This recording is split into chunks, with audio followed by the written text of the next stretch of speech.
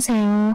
미세먼지가 기승을 부리는 지금 칼칼한 목을 달래려 따뜻한 차 한 잔을 마시며 이곳을 찾아와 사연을 끼적여보고 있습니다. 저는 지금 30대 중반으로 접어들고 있는 여성입니다. 답답한 마음에 이곳저곳을 기웃거리다가 이런 좋은 대나무 숲을 발견하게 되어 무척이나 설레고 있습니다. 이혼 사유 중에 경제적인 이유가 제일 크다고 하던데 저 또한 돈 때문에 이혼했습니다. 제 이야기가 어떻게 펼쳐질지 무척이나 궁금하시죠? 지금부터 제가 겪었던 그 기가 막힌 이야기를 시작해 보도록 하겠습니다. 저는 대학 동기의 소재로 다른 과에 진학 중이던 남자를 만나게 되었고 소개팅이라는 명목으로 연애를 하기 위해 만났던 자리는 아니었기에 친구로서 잘 지내고 있었습니다. 남녀 사이에 친구가 없다고는 하지만 그래도 이 친구와는 취미도 잘 맞고 대화가 잘 통했었기 때문에 호감 정도의 감정을 가지고 친구로 지내고 있었던 건 사실이에요. 대학을 졸업하던 시기에 운이 좋게 제가 먼저 취업을 하게 되었고 군대를 다녀오느라 복학이 늦어졌던 친구는 저보다 더 늦게 취업이 되었습니다. 더군다나 저는 정말 하늘이 도운 건지 뭔지 전공을 살려서 대기업에 취업을 당당하게 할 수 있었는데 친구는 학점 관리도 제대로 못하고 자격증도 따지 못하는 상황이었습니다. 막상 취업을 할 시기가 되니 발등에 불이 떨어진 상태로 이리저리 아무 곳이나 면접을 보게 되었고 결국에는 중소기업으로 취직을 하게 되었습니다. 제가 대기업에 취업을 한 이후 친구의 취업 준비를 돕고 같이 시간을 많이 보내다 보니까 저는 자연스럽게 호감이 연애의 감정으로 변하게 되었습니다. 하지만 선뜻 제가 만나자고 이야기를 할 수 없었던 게 친구는 취업이 가장 중요한 시기였고 대기업에 입사를 한 저에게 살짝 자격지심이 있었기 때문이에요. 제가 마음을 은근히 비치며 고백을 하자 본인이 대기업에 취직을 하지도 못했고 저랑은 수준에서 차이가 나는 것 같다면서 저와 연애는 못하겠다고 하더라고요. 그때 포기를 했었다면 제 인생은 달라졌을까요? 저는 오기가 생겨서 가지지 못한 그 친구를 가지고 싶다는 생각에 1년을 더 쫓아다니고 결국 연애에 성공을 하게 되었습니다. 연애를 시작하니까 좋더라고요. 저에게 보여주었던 자격지심도 많이 사라졌고 저는 남자친구를 위해 기꺼이 을이 되는 연애를 했습니다. 2년을 연애하고 제가 먼저 프로포즈까지 해가면서 결혼을 성공했습니다. 그만큼 제가 좋아했기 때문에 가능한 일이었다고 생각합니다. 결혼을 약속한 이후 당연한 수순으로 양가가 한자리에 모여서 덕담도 하고 가게의 상황을 나누는 상견례를 진행하게 되었는데 시모가 저에게 딱 그러더라고요. 예, 아가. 남자보다 돈 더 많이 번다고 콧대가 높으면 안 된단다. 넌 항시한 사람으로서 남편을 떠받들고 살아야 된다. 알겠니? 너가 좋은 회사에 다닌답시고 우리 아들 무시해서는 안 된다 이 말이야. 옆에서 시부도 고개를 끄덕끄덕거리면서 맞는 말 한다고 거드시는데 저희 부모님 표정이 순식간에 차가워지셔서 저는 이쪽 저쪽 눈치를 보게 되었습니다. 재아가, 우린 너희에게 거는 기대가 많단다. 아무리 요새 세상이 평등하다지만 아직도 시댁이랑 친정을 같은 선상에서 둘 수는 없단다. 알겠니? 항상 시댁 어른들을 깍듯이 모실 줄 알아야 해. 아직 결혼을 결정한 것도 아닌데 말씀이 지나치십니다. 남녀 평등한 사회 아닙니까? 누가 높고 낮음이 없는 사회라 이 말입니다. 그러니 양가에서 관심을 끊어주셔야지요. 시댁이 높고 친정이 낮다는 그런 말은 다 옛날 말입니다. 요즘 트렌드를 모르시네. 그러자 시부의 표정이 뚱하게 바뀌더니 아들이 둘도 아니고 하나밖에 없는데 그럼 며느리도 하나이지 않겠냐고 며느리한테 효도받고 싶다고 대놓고 말하셨습니다. 시모도 그게 뭐가 문제냐는 식으로 자기는 딸 같은 며느리를 원했다면서 앞으로 서로 잘 지내보자고 하셨어요. 그 말이 꼭 저에게 효도를 강요하는 것처럼 들리더라고요. 약간 분위기가 어색해지고 서로 불편한 공기가 흐르기 시작하자 남편이 거기서 수습을 한답시고 서로 효도하면 되는 거라고 한마디 덧붙이더라고요. 저희 부모님께서는 이런 집에 저를 시집 보내는 게 아무리 생각해도 마음에 걸린다면서 상견례 자리가 끝나자마자 저를 말리셨습니다. 하지만 저는 이미 남편에게 푹 빠져버린 상황이었고 너무너무 좋은데 뭘 어떻게 하겠습니까? 부모님 가슴에 대못을 박아버렸습니다. 무조건 결혼을 하겠다고 박박 우겼고 결국 저를 설득하기를 포기한 부모님께서는 당해봐야 정신을 차린다면서 제 뜻대로 진행을 해주셨습니다. 그렇게 삐걱거림으로 시작했던 결혼 생활은 생각보다 훨씬 더 행복했었습니다. 시작이 별로 좋지 않았었기 때문에 걱정을 하고 양가의 눈치를 보면서 시작한 신혼생활이었지만 남편과 계속 함께 지낼 수 있다는 게 행복하게 느껴지더라고요. 하지만 문제는 곳곳에서 터지기 시작했습니다. 제가 대기업에 다니고 있었기에 은행 대출이 훨씬 더 잘 나오는 상황이어서 제 이름으로 대출을 받았었습니다. 대출이 제 명의였기에 자연스럽게 신혼집 또한 남편과 상의 후 제 명의로 얻었는데 시댁에서는 그걸 걸고 넘어지시면서 난리를 치셨습니다. 세아가 지금 네 단독 명의로 집을 샀다는 말이냐? 부부가 합심해서 평생 살 집인데 왜 공동 명의를 하지 않고? 아버님, 그거야 당연히 제 명의로 된 대출이 실행되어서 그렇죠. 계약자 이름이 제 이름이고 또 돈도 제가 구한 게 맞고요. 남편은 괜찮다고 그랬는데 넌 눈치가 이렇게 없어서야. 대출이 잘 나오는 사람이 받는 건 맞지만 집 명의에는 남편 이름도 같이 넣었어야지. 그래야 우리 아들이 단단하게 길을 펴고 살지. 치사하게 꼴랑 단독명의로 샀다는 게 우리로선 어이가 없구나. 그렇게 시부모님은 명의 문제로 제게 호통을 치셨습니다. 저는 그때부터 살짝 의문이 들기 시작했죠.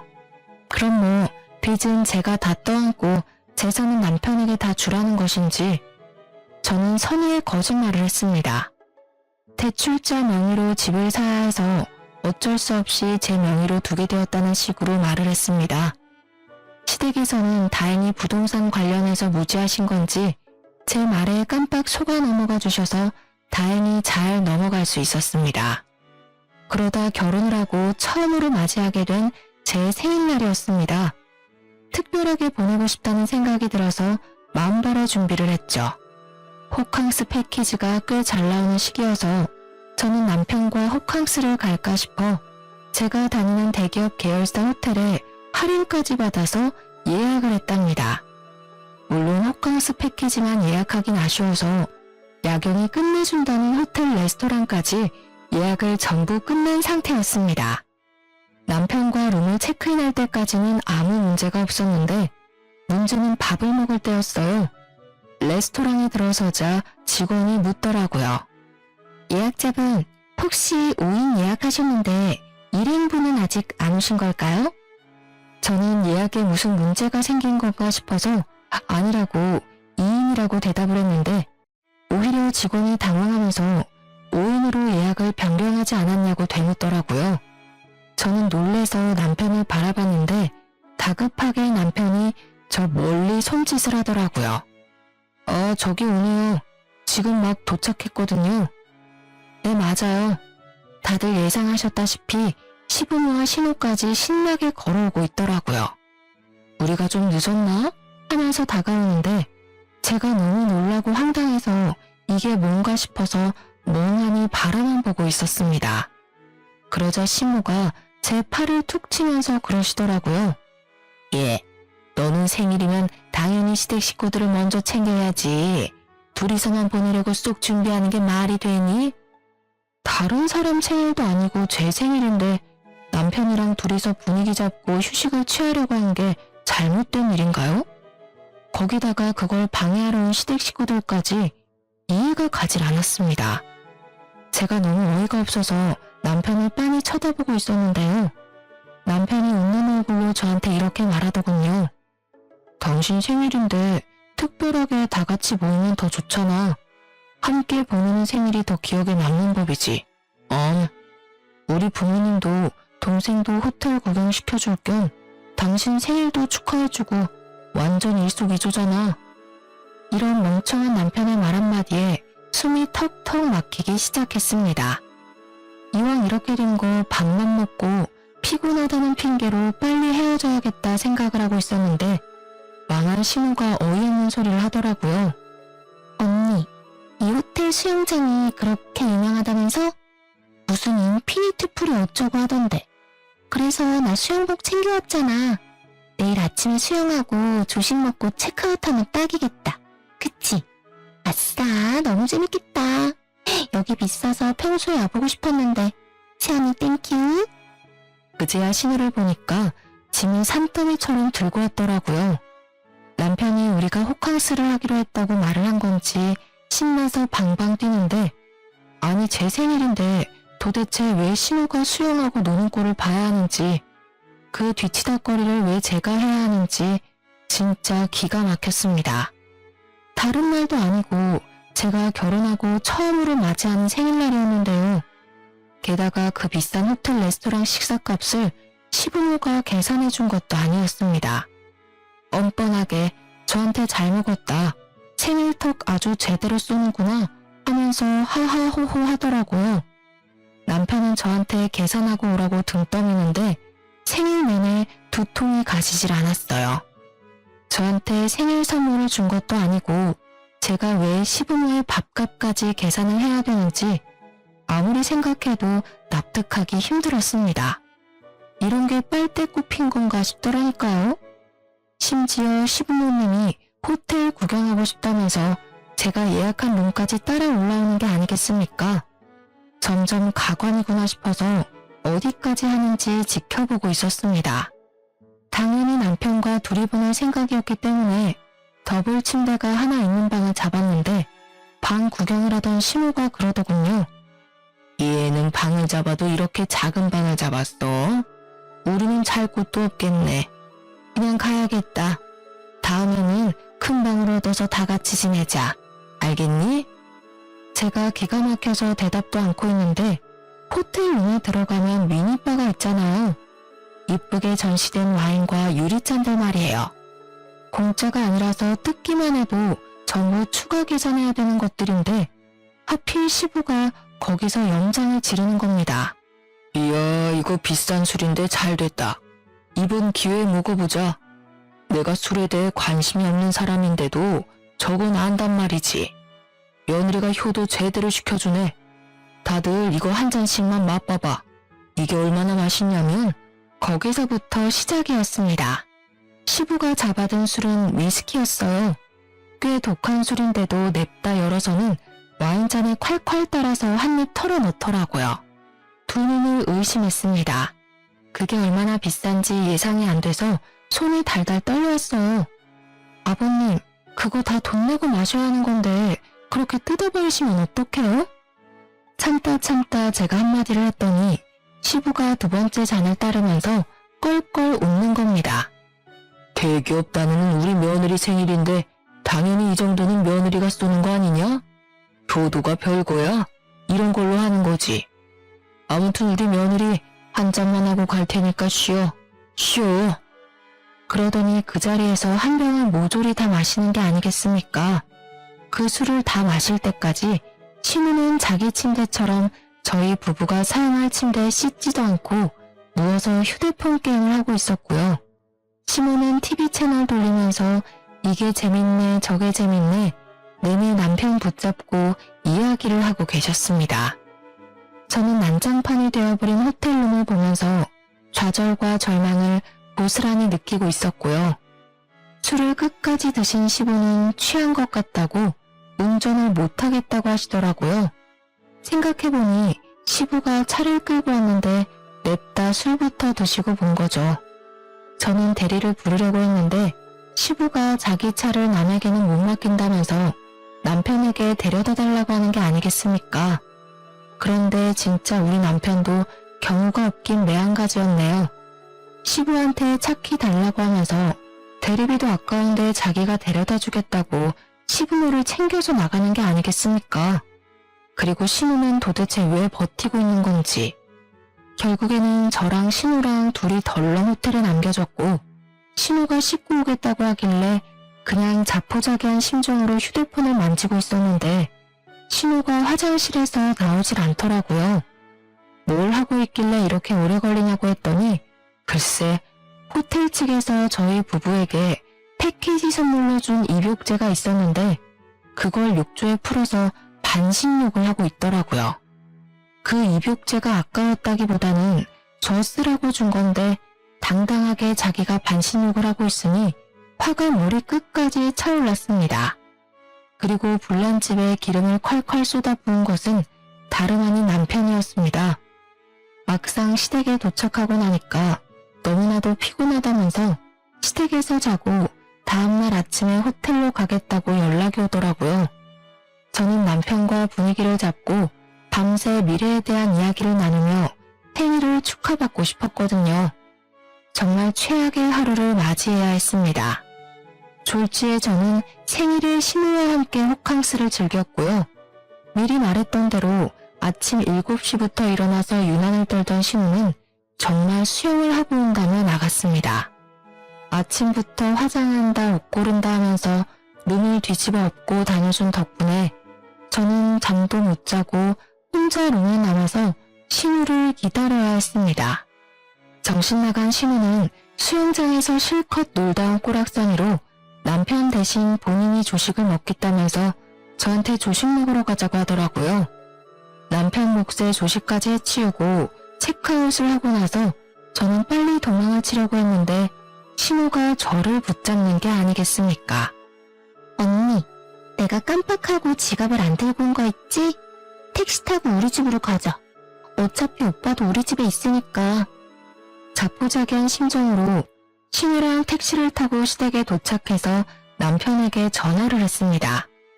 시댁에 발을 들이고 싶지 않아서 나오라고 했더니 저한테 잠깐 집에 들어오라고 시부모님한테 인사는 하고 가야 하지 않겠냐고 하더라고요.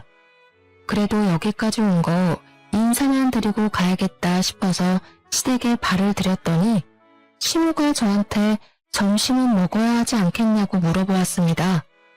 저는 집에 가서 남편이랑 밥을 먹을 생각이었지만 시댁에서 먹고 가는 게 편하겠다는 생각이 들어서 네, 먹어야죠. 그랬더니 시모가 저한테 그럼 밥을 차리라는 겁니다. 며느리가 해준 밥상 얻어먹어보는 게 소원이었는데 이렇게 이뤄지네. 내가 너 생일이라서 미역은 불려놨다. 밥 차려 얼른. 저는 얼떨결에 부엌으로 끌려가서 밥을 차리게 되었습니다. 제가 진짜 기가 막혀서 웃음이 나오더라고요.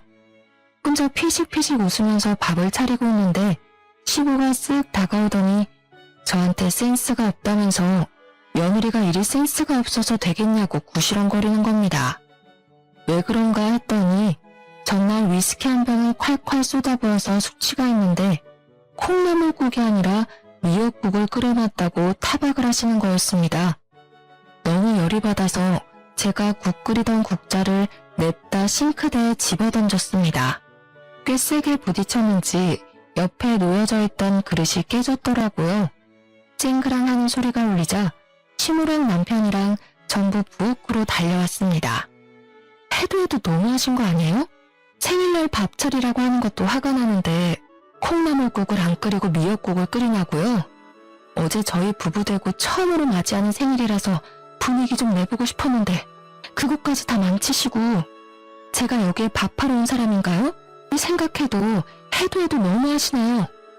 제가 확 소리를 지르자 남편이 서둘러서 저한테 집에 가자고 끌고 나오더라고요. 저는 울컥하는 마음에 집에 오는 내내 남편에게는 말 한마디도 걸지 않았습니다. 여보, 표정이 왜 그래? 삐졌어? 또 대답을 안 해주네. 원래 이러면서 시댁이랑 친해지는 거야. 여보가 시댁에 점수도 따고 이쁜 짓을 해야지 우리 부모님도 아들 장가보낸 거 후회 안 하실 거 아니야. 그 말을 듣는데 운전 중인 남편 뺨 한 대 올려붙이고 싶었습니다. 진짜 속에서 천불이 나더라고요. 눈에서 눈물이 맺히고 말았습니다. 무슨 이야기를 해도 남편이 알아들을 것 같지가 않았습니다. 남편의 머리에는 본인 부모님만 세상에서 제일 착하신 분이라고 각인이 되어 있는 거예요. 뭐? 그럼 내가 점수를 따야 되니까 지금 이 상황에서 화를 내면 안 된다 이 말이니? 대체 왜 며느리가 시댁에 점수를 따야 되니? 그 생각 자체가 잘못된 거야. 거짓말까지 하고 대리효도 바라는 거니? 내가 사람을 한참 잘못 봤네. 당신 지금 엄청 실수한 거야. 알아? 에이, 대리효도라니. 난 당신이 조금이라도 시댁이랑 사이좋게 지내면 좋을 줄 알고 그런 거지. 선의의 거짓말 몰라? 난 나이 드신 우리 부모님이 고생 같은 거 안 하고 편하게 사셨으면 좋겠어. 그러니까 당신도 좀 이해해주라. 진짜 정 떨어지게 왜 그래? 솔직히 당신을 낳은 부모님이니까 당신이 효도하는 건 맞지만 나는 당신 부모님과 피 하나 섞이지 않은 남이야. 근데 왜 점수를 따야 되고 왜 대리 효도를 바라니? 넌 처가에 효도할 생각은 하나도 없지? 계속 이딴 식이면 나 진짜 가만 안 있어. 남? 어떻게 우리가 남이야? 말 진짜 서운하게 한다. 호텔 비용이 많이 나와서 화냈구나. 에이, 내가 다음 달에 갚을게. 나라면 억만금을 들여서라도 가족 간에 돈 쓰는 거 안 아끼고 어떻게든 사다 주려고 하겠다. 나는 내 동생, 내 부모뿐만 아니라 당신 집안에도 전 재산 다 털어줄 수 있어. 털어줄 재산이라도 있으면 제가 말을 안 하죠. 아주 물 흐리는데 선수더라고요. 왜 장가가기 전에 열심히 효도하면 될 일을 굳이 결혼해서 와이프 생일날까지 효도를 하는지 절대 이해할 수 없었던 저는 복수의 기회만 엿보고 있었습니다. 역지사지의 쓴맛을 제대로 느껴보라고 말이에요. 어느 날은 남편이 다니던 회사가 갑작스레 매출이 올라 직원들에게 단체로 보너스를 돌렸더라고요. 그렇게 큰 금액은 아니지만 150만 원 정도가 남편 월급에 더 포함되어 있었습니다. 남편은 쾌재를 부르며 며칠 전부터 노래를 부르던 게임기와 대형 사이즈 TV를 사겠다며 노래를 부르고 있었는데요. 그런데 조금 더 싸게 사겠다며 해외 직구를 알아보더라고요. 저는 게임에도 관심이 없고 화질 좋은 TV에 대해서도 관심이 없어서 얼마나 비싼지 몰랐거든요. 얼마나 비싸면 남편이 해외 직구까지 알아보나 했는데 글쎄 총 200만 원이 넘어가는 금액이었습니다. 사실 좀 과하다고 생각했어요. 그래도 남편이 상여금 받은 걸로 해결하겠지 싶었는데 어느 날 이러더라고요. 내가 옛날 자취할 때부터 꼭 이루고 싶은 로망이 있었거든. 바로 게임방을 만드는 거지. 우리 창고방으로 쓰고 있는 작은 방 말이야. 깨끗하게 정리해서 취미방으로 만들자. 어때? 상상만 해도 재밌겠지? 절대 나 혼자 즐기려고 사려는 건 아니고 여보랑 같이 즐기고 싶어서 그런 건데 혹시 한 50만 원 정도만 여보가 보태줄 수 있어? 50만 원? 뭐야? 그렇게 비싼 거였어? 그냥 좀 저렴한 게임기 사면 안 될까? 아니야. 좀 더 비쌀수록 화질도 좋고 얼마나 생동감 넘치게 즐길 수 있는지 여보는 모르지? 내가 상여금 150만 원 보태잖아. 설마 돈도 잘 벌면서 아끼려는 건 아니지? 우리 같이 즐기는 취미 하나 만드는 비용이라 생각하고 50만 원만 보내주라. 아, 알겠어. 그럼 일단 생활비 통장에 넣어놓고 내가 카드값 정산 다 끝나면 남는 금액으로 사자. 알겠지? 아싸, 진짜지? 무르기 없다. 아, 나 정말 사고 싶었는데 역시 우리 와이프가 짱이야.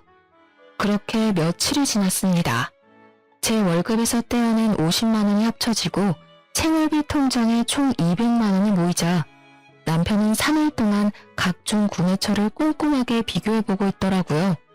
그런데 때마침 시모가 제게 연락이 왔는데요. 얘야, 다른 건 아니고 말이야.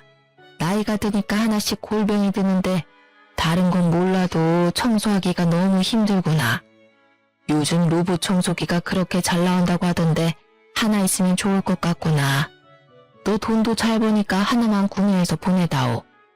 나이 들고 골병 나서 병원비 몇백 드는 것보다 낫지 않겠니? 좋은 게 좋은 거다 생각하고 좀 사줬으면 하는구나. 어머님, 그런데 로봇 청소기 사용하실 줄은 아세요? 휴대폰으로 조작하셔야 되는데 아마 힘드실 텐데. 어머, 얘 좀 봐. 그게 뭐 어렵다고. 네가 사주면 아까워서라도 쓸 거야. 그건 걱정하지 말고 한 100만 원짜리 로봇 청소기가 좋을 것 같은데. 그게 자동으로 걸레도 빨아준다네. 나도 다 알아보고 사려는 거야. 그러니까 꼭 내가 말한 모델로 사야 한다. 오? 아, 알겠어요. 그럼 최대한 빨리 배송시킬 테니까 시댁에 도착하면 연락 한번 해주세요. 어머, 난 너가 한 번에 오케이 할 줄 몰랐는데 역시 대기업 다니는 며느리는 다르구나.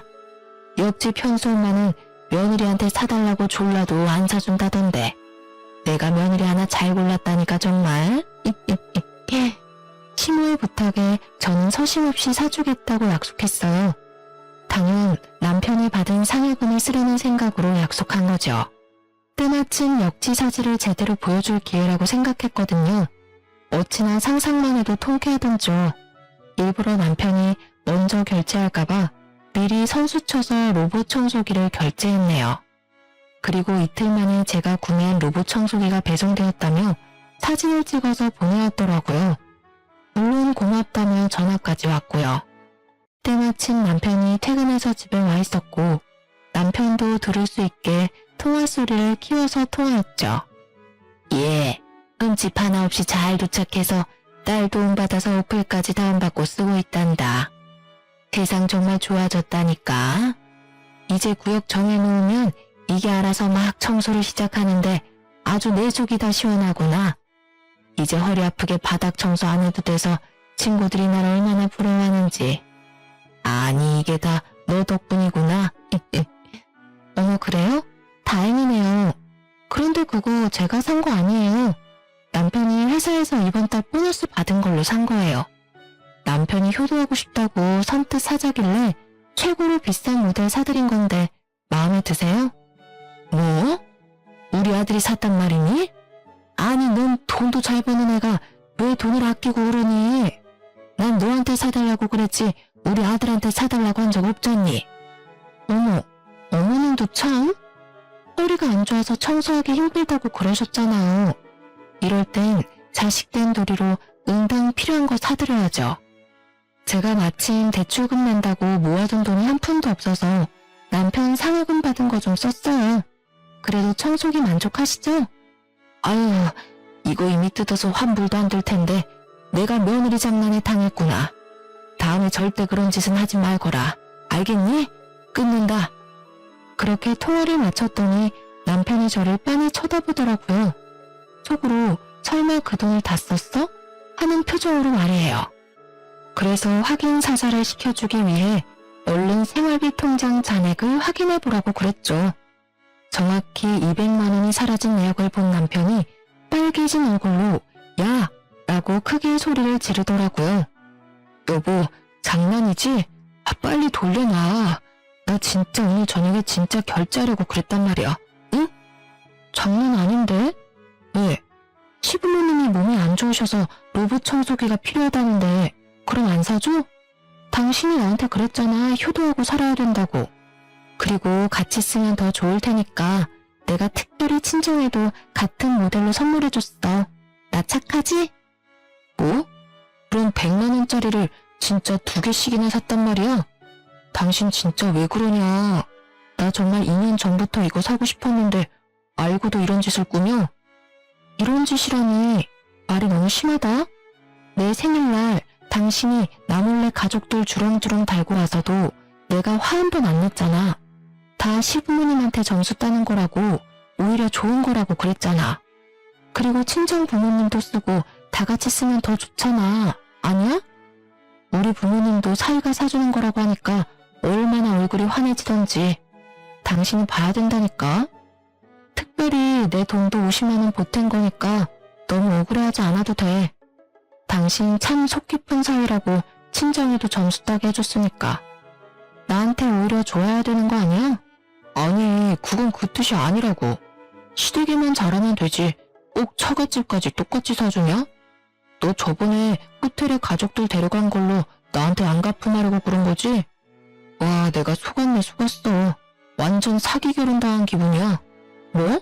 지금 사기 결혼이라고 그랬니? 그럼 나는 어떻겠어? 난 내 생일날에 시부모님 모시면서 쓰지도 않아야 될 돈 써가며 효도했는데 이건 사기 결혼 아니야?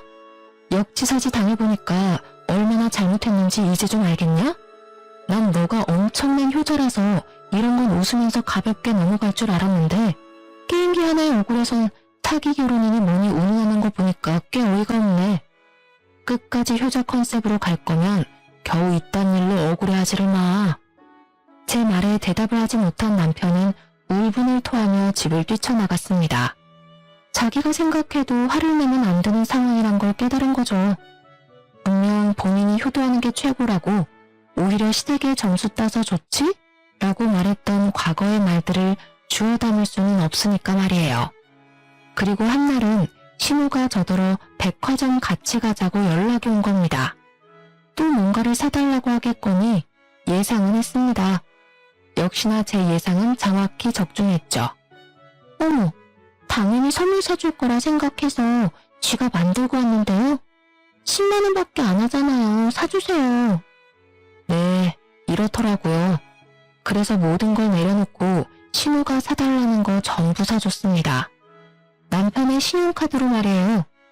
마침 할인 들어가는 주유카드가 필요해 남편 신용카드를 한 장 들고 있었거든요. 장장 3시간 동안 5층부터 10층까지 싹 도는 동안 결제한 금액은 정확히 180만 원이었어요. 싱글벙글 웃으면서 새언니 최고 그러더라고요. 카드 결제 문자가 연속해서 전송이 되었는지 남편이 바로 전화를 하더라고요. 너 무슨 백화점에서 카드를 이리 긁었어? 장난해? 나보다 돈도 많이 벌면서 내 카드는 왜 쓰는데? 네 동생 선물 산 건데 언제든 가족 간에 돈 쓰는 걸 아끼면 안 된다며. 한도 다 써가면 다른 신용카드 주면 되겠네. 너희 소중한 여동생이 사달라는데 사주기 싫어? 그러니까 씩씩거리면서 왜 다 일시불로 샀냐고 할부로 사지 그랬냐고 말을 바꾸더라고요. 사실 남편 월급이 저보다 100만 원 넘게 작아서 지금 남편은 카드값 때문에 손이 벌벌 떨릴 거예요. 그래도 별 수 있겠어요? 본인이 내뱉은 말이니 끝까지 책임을 져야죠. 그 이후로도 시댁 식구들의 무리한 요구가 있을 때마다 전부 남편 명의의 카드로 해결했어요. 따져봤자 남편이 할 말이 있겠어요? 가족을 위해서라면 전 재산도 줄 수 있다고 그랬잖아요. 그리고 웃긴 건 시댁 사람들이 꼭 남편한테 연락 안 하고 저한테 필요한 걸 내놓으라고 전화하더라고요. 매번 말끝마다 대기업 며느리 하면서요. 돈 많은 사람이 베풀어야 되는 건 당연한 거라면서 호의를 당연한 권리처럼 생각했습니다. 점점 이혼을 마음속에 품고 살기 시작했어요. 결혼 1년 만에 각방은 물론이고 서로 저녁도 따로 해결하는 지경에 이르렀습니다. 서로의 가족에게 잘하면 뭐합니까? 부부 사이가 최악으로 치닫고 있는데 실망이 너무나도 커서 일주일 동안 한마디도 안 한 적도 있었어요. 그렇게 냉전 상황을 한 달 정도 유지했을 때 지방에 계신 친정엄마한테서 전화가 왔는데요. 딸, 이서방이 급하게 돈 필요하다고 전화했다며? 얼마나 필요하니? 꼭 2천만 원까지 필요한 거야? 혹시 이서방이 옷 사고라도 쳤니? 응? 그게 무슨 말이야? 돈이 필요하다니? 나도 정확하게 못 들었는데 너네 아빠가 이서방이 전화 와서는 생활비가 쪼들린다면서 이대로면 파산하겠다고 울면서 전화가 왔다던데 몰랐니? 최소 2천만 원은 필요하다고 그러던데. 뭐? 2천만 원? 그게 무슨 말이야. 집도 내 명의로 대출받은 거고 그렇게 큰돈 나갈 게 없는데. 서로 얘기가 안 된 거니? 혹시 너네 싸웠어? 우리도 2천만 원이 너무 큰 금액이고 못 준다고 연락한 건데. 통화를 끊고 곰곰이 생각해봤어요.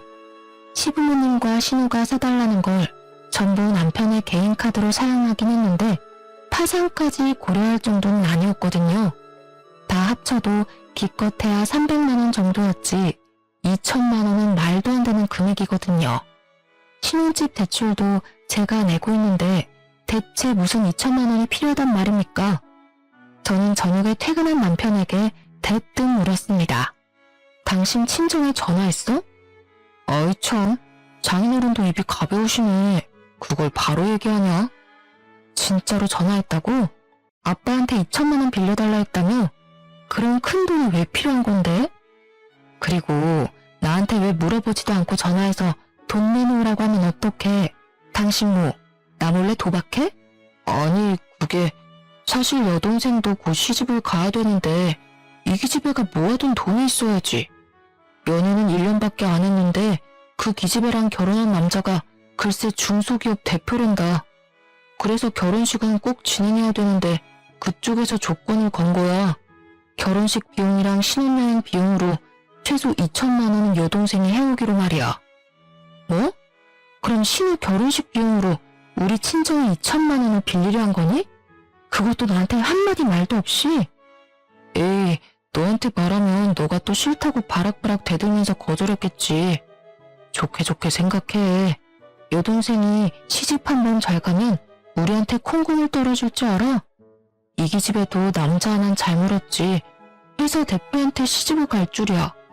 당신도 기회라고 생각하고 2천만 원 빌릴 수 있으면 좀 빌려주라.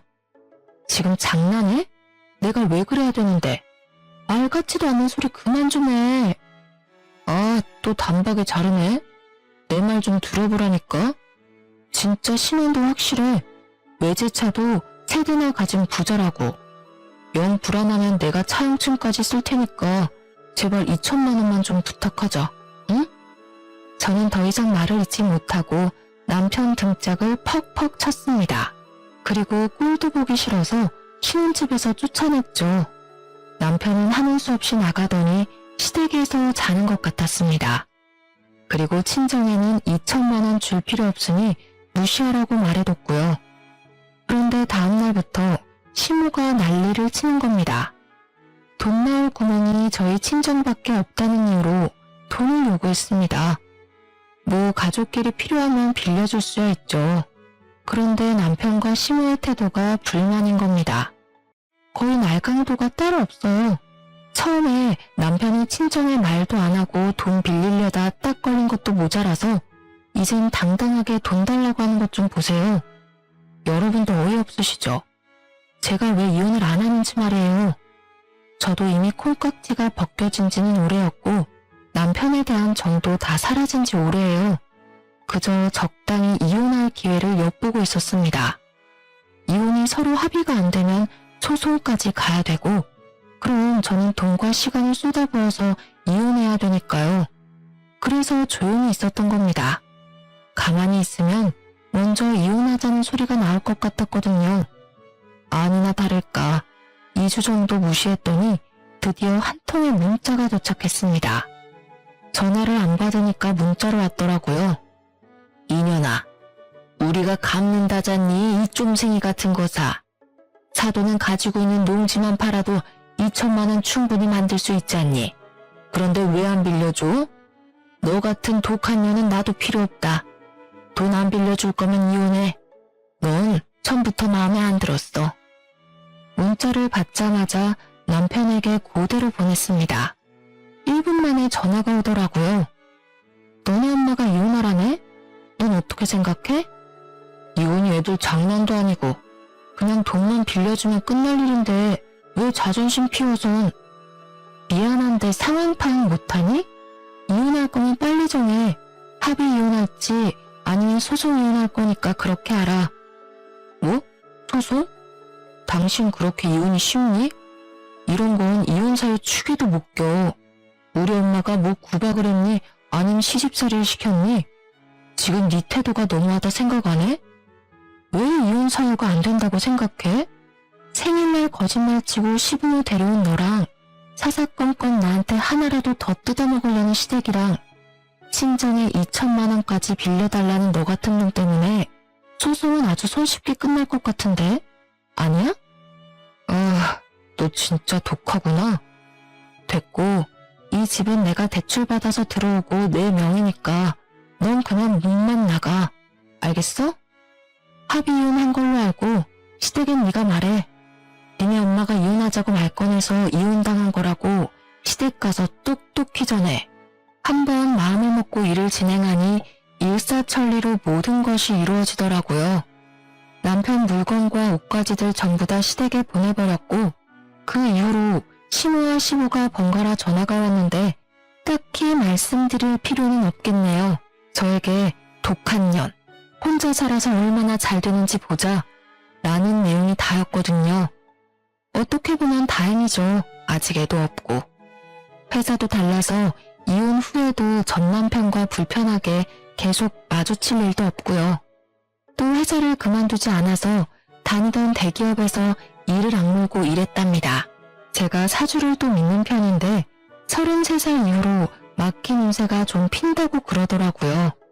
우연인지 모르겠지만 32살에 이혼을 했고 잘못된 인연으로 막혀있던 제 운이 탁 하고 튀었나 봐요. 회사에서 프로젝트도 성공적으로 이끌어서 같은 연차인 동료들 중 승진을 가장 빨리 했네요. 이혼이 원동력이 돼서 매일 일에 미쳐 살았더니 월급이 더 빨리 오르더라고요. 요새는 돈 모으는 재미 하나로 살고 있네요. 그렇다고 너무 일만 하지는 않고요. 주말마다 근교의 카페를 놀러 가거나 최근엔 취미로 클라이밍을 배우고 있어요. 그리고 주제넘는 말일 수는 있겠지만 모든 게 지나고 보니 비록 콩깍지가 씌었지만 한 사람을 사랑해서 결혼까지 했다는 거에 후회는 없어요. 그 사람 덕분에 오히려 저 스스로 깨달은 게 많아요.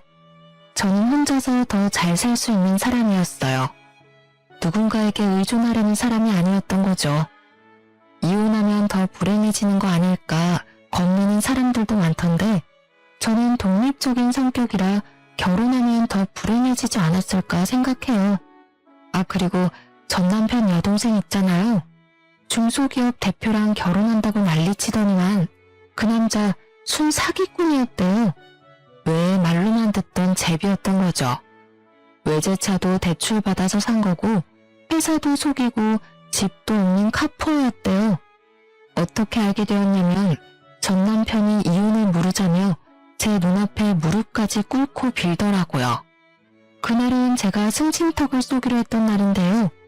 그래서 동료와 선임 몇 분을 데리고 고깃집을 갔어요. 그런데 전 남편을 딱 마주친 거죠. 1년도 안 돼서 고기 굽는 알바생이 되어 있더라고요. 너무 뜬금없죠? 그런데 진짜 땀 삐질삐질 흘리면서 손님상에 고기를 직접 구워주고 있는데 하필이면 제가 동료들과 그 가게를 들어간 거예요. 저는 사실 이혼하고 주변 동료들에게 왜 이혼했는지 세세히 말해주진 않았거든요. 그런데 전 남편 덕분에 동료들도 다 알게 되었네요. 여보, 나 진짜 당신한테 잘못해서 벌 받나 봐. 어? 우리 결혼식 올릴 땐 좋았잖아. 그 행복했던 기억으로 돌아가면 안 될까? 미쳤어? 사람 쪽팔리게 왜 이래? 너 효자잖아. 우리가 왜 이혼했는지 기억 안 나? 나한테 이거 사달라 저거 사달라 하는 시부모 막아주지도 못하고 우리 친정에는 농지 팔아서 2천만 원 구해달라고 난리치고 그게 인간이니? 그땐 내가 당신이랑 이혼까지 할 줄은 몰랐지. 지금도 후회돼. 그 2천만 원, 그 자식은 순 사기꾼 자식이었어. 내가 그 자식한테 속은 게 화가 나서 직접 찾아가서 주먹 다짐까지 했다니까. 근데도 바보 같은 동생은 2천만 원 꿀꺽한 사기꾼 자식이 뭐가 좋다고 우리 사랑 가로막지 말라면서 가출까지 했어. 내가 어이가 없어서 말이 안 나오더라니까. 그게 나랑 무슨 상관인데? 내가 이런 말을 왜 듣고 있어야 하지? 우린 이혼했잖아. 뭐? 그러니까 독한 년은 이악 물고 이혼해서 잘 먹고 잘 살고 승진도 했는데 네 꼬라지는 그런 것 같지는 않네. 뭐 빈대 같은 니네 부모님 감당하려니까 똥구멍이 아주 찢어지겠지? 어쩌냐? 넌 평생 망해가는 너네 집안의 튼튼한 기둥으로서 더 열심히 돈 벌길 바래. 사람들 앞에서 창피하지도 않은지 무릎까지 꿇더라니까요. 전 남편을 뒤로하고 사장님한테 다가가 직원 교육 다시 시키라고 말하고 나왔네요. 그리고 동료들 데리고 다른 가게 가서 먹었어요. 여러분들도 이런 결말을 혹시 예상하셨나요? 앞으로 제가 혼자의 몸으로 헤쳐나갈 일이 많겠지만 다시는 연애나 결혼을 선택하진 않을 듯 싶어요. 다른 사람을 위해서가 아닌 저 스스로를 위해 오늘도 열심히 살아가고자 합니다. 지금까지 긴 사연 들어주셔서 감사합니다.